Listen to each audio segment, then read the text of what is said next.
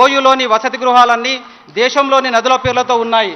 విద్యార్థుల మేధస్సు విజ్ఞానం నదుల్లో ప్రవహించాలని ఆల్వేస్ మేము ఆకాంక్షిస్తాం. కొత్తగా నిర్మించిన ఈ 2 కొత్త వసతి గృహాలకు తెలంగాణ నదులు దుందిబి భీమా పేర్లు పెట్టాము. దుందిబి డిండి ప్రాజెక్టు నింపుతున్న నది మహబూబ్నగర్ డిస్టిక్లో ఉన్నది. అట్లాగే భీమా పేరు కూడా పెట్టాం. అట్లాగే దుందిబి అంటే విజయం. సో విజయం సాధించాలి. దుందిబిలో చదివి ఉన్న స్టూడెంట్స్ అందరూ కూడా విజయం సాధించాలని కోరుకుంటున్నాం. అట్లాగే భీమా అంటే స్ట్రెంగ్త్. సో వాళ్ళందరూ కూడా మంచి స్ట్రెంగ్త్గా ఏదైనా ఫేస్ చేసేందుకు రెడీ కావాలని కూడా మేము కోరుకుంటున్నాం. కొత్తగా 2 వసతి గృహాలను ముఖ్యమంత్రి గారు పునాదిరాయి వేశారు. వీటి నిర్మాణం కోసం గిరిజన సంక్షేమ శాఖ 10 కోట్ల రూపాయల చొప్పున మంజూరు చేశారు. ప్రస్తుతం జాతీయ న్యాక్ ర్యాంకింగ్లో ఓయూకు ఉత్తమ ర్యాంకు సాధించే పనిలో ఉన్నాం. ఇందుకోసం ఉస్మానియా విశ్వవిద్యాలయం ఐక్యూఎస్సీ విభాగం అవిశ్రాంతంగా పనిచేస్తుంది. రానున్న 3 ఏళ్లలో ఎన్ఐఆర్ఎఫ్ ర్యాంకింగ్లో 20 లోపు ర్యాంకులు సాధించాలని ప్రణాళికలు వేసుకున్నాం. ఇందుకోసం ప్రత్యేకంగా సన్నాయత్తం అవుతున్నాం. అట్లాగే క్యూఎస్ వరల్డ్ ర్యాంకింగ్లో కూడా 1000 లోపు ర్యాంక్ తేవాలని అందరూ ప్రయత్నం చేస్తున్నాం. యూనివర్సిటీ నైపుణ్యాభివృద్ధి కేంద్రంగా తీర్చిదిద్దాం. ఓయూలో చదివే విద్యార్థులకు సమగ్ర శిక్షణతో విస్తృత ఉద్యోగ ఉపాధి అవకాశాలు లభించేలా చూస్తాం.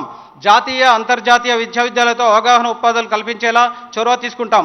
గౌరవ ముఖ్యమంత్రి గారు ఉస్మానియా విశ్వవిద్యాలయ పురోభివృద్ధికి సంపూర్ణ సహకారం అందించాల్సిందిగా మీ అందరి తరఫున విజ్ఞప్తి చేస్తున్నాం సార్. అట్లాగే మా ముందు చిన్న కోరికలు ఉన్నాయి సార్, చాలా పెండింగ్ ఇష్యూస్, అవి మేము ముందు ఉంచుతాము. మా అధ్యాపకులు ఉద్యోగుల కాంట్రిబ్యూటరీ పెన్షన్ నిధులకు సంబంధించిన సమస్య చాలా రోజుల పెండింగ్ ఉన్నది సార్. అందరూ కూడా ప్రతి 3 రోజులకు ఒకసారి వచ్చి ఈ ప్రాబ్లం సాల్వ్ చేయమంటున్నారు సార్. యూనివర్సిటీ తరఫున మా వంతు సహకారాన్ని 100% ఇస్తాం సార్. అట్లాగే క్యాంపస్ భవనాల్లో ఎక్కువ శాతం 60 ఏళ్ల 108 హిస్టరీ ఉన్న ఉస్మానియా యూనివర్సిటీకి 60 ఏళ్ల కంటే ఎక్కువ పురాతనమైన భవనాలు ఉన్నాయి సార్. ప్రస్తుతం చాలా భవనాలు శిథిలావస్థలో ఉన్నాయి. పెరుగుతున్న విద్యార్థుల సంఖ్యలకు అనుగుణంగా పరిశోధనలకు డిమాండ్ తీర్చడానికి మౌలిక సదుపాయాలు ఏర్పాటు చేసుకోవాల్సిన అవసరం ఉంది సార్.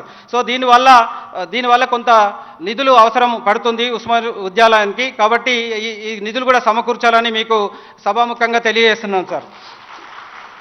అధ్యాపకుల పదవి విరమణ వయస్సును 60 నుండి 65 సంవత్సరాలకు పెంచడం ద్వారా పరిశోధనల కొనసాగింపుకు అవకాశం ఏర్పడింది సార్. ఇందుకు అధ్యాపకుల తరఫున ముఖ్యమంత్రి గారికి ప్రభుత్వానికి కృతజ్ఞతలు తెలియజేస్తున్నాం సార్. ఓయూలో తీవ్రమైన అధ్యాపకుల కొరత ఉన్న వాస్తవం సార్.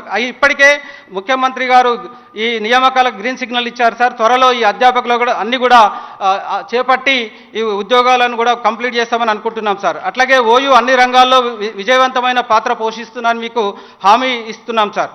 అట్లాగే ఓయూలో ప్రస్తుతం ఒక ఆరోగ్య కేంద్రం ఉంది సార్. బికాజ్ ఆఫ్ వాళ్ళ రిటైర్మెంట్ ఏజ్ వల్ల కొత్త డాక్టర్స్ ఎవరు రిక్రూట్ కాలేదు. ఓన్లీ మేము కాంట్రాక్ట్ బేసిస్లో వాళ్ళని కంటిన్యూ చేస్తున్నాం సార్. దయచేసి ఒక 4 డాక్టర్స్ను మీరు హాస్పిటల్కు అలాట్ చేస్తే మా ఉద్యోగులకు మా ఎంప్లాయీస్కి అందరికీ కూడా చాలా బాగుంటుంది సార్. ఓయూ చారిత్రాత్మక వారసత్వాన్ని కొనసాగించడానికి ప్రభుత్వ సహకారం ఎంతైనా అవసరం సార్. కొత్త కార్యక్రమాలు పరిశోధనలు పెరుగుతున్న నిర్వహణ ఖర్చులకు వార్షిక బ్లాక్ గ్రాంట్లో ఒక 100 కోట్లు ఎక్స్ట్రా ఎవ్రీ ఇయర్ ప్రొవైడ్ చేయాలని కూడా మీకు చెప్తున్నాం సార్. ఓయూ విద్యార్థులు పరిశోధన సహా జాతీయ అంతర్జాతీయ స్థాయి సమావేశాలకు ఇది ఒకటే హాల్ ఉంది సార్. ఈ మధ్య దాదాపు ఒక 10 ప్రోగ్రామ్స్ ఇంతే సైజులో ఆల్మోస్ట్ 1200 ప్లస్ సరిపోవట్లేదు. కాబట్టి ఒక కన్వెన్షన్ సెంటర్ 2500 మందికి సరిపడే ఒక కన్వెన్షన్ సెంటర్ కూడా ఒకటి దీనికి మంజూరు చేయాలని మేము కోరుకుంటున్నాం సార్. అట్లాగే మీరు అక్కడ మా యూనివర్సిటీ అభివృద్ధికి విద్యార్థుల బంగారు భవిష్యత్తుకు ఒక భద్రత ఒక భరోసాగా మేము భావిస్తున్నాం సార్. ఈనాటి నుండి నేటి వరకు మన రాష్ట్రంలోని ప్రతి జిల్లా ప్రతి పల్లె ప్రతి మూల నుండి మా యూనివర్సిటీకి వస్తున్న విద్యార్థులంతా మొదటి తరం వారే సార్. అందుకే మీరు మా యూనివర్సిటీకి ఏమి ఇచ్చినా అది రాష్ట్రాభివృద్ధికి చేసినట్టే సార్. ఇక్కడ మీ మాటల్లో చెప్పినట్టే మీ రాకడ వలన మా యూనివర్సిటీకి నిన్నటి దాకా ఒక లెక్క నేటి నుండి మరో లెక్క మేమందరం ఈ విధంగా భావిస్తున్నాం సార్. సో ఈ మధ్య మిమ్మల్ని కలిసినప్పుడల్లా మీరు ఎప్పుడే చెప్తున్నారు మా తెలంగాణలో ఇప్పుడు భూములు లేవు మిగతా ఏమి లేవు, మేము చేసేదంతా ఒక విద్యనే. సో విద్యను ఆ తర్వాత వైద్యాన్ని మాత్రమే మేము ఇవ్వగలము. కాబట్టి మీరు ప్రతి వాళ్ళను కూడా మంచి విద్యావంతులుగా చక్కదిద్దండి. మీరందరూ కూడా వైస్ ఛాన్సలర్లు అయ్యారు, ప్రిన్సిపల్స్ అయ్యారు, రకరకాలుగా అయ్యారంటే దానికి కారణం విద్యనే. మీ దగ్గర భూములు కానీ ఆస్తులు కానీ ఎన్ని ఉన్నాయో నాకు తెలియదు, కానీ విద్య వల్లనే మీ స్టేజ్కి వచ్చారు. కాబట్టి విద్యను ప్రమోట్ చేయాలి అని చెప్పేసి సారు అడుగడుగున చెప్తూ ఉన్నాడు.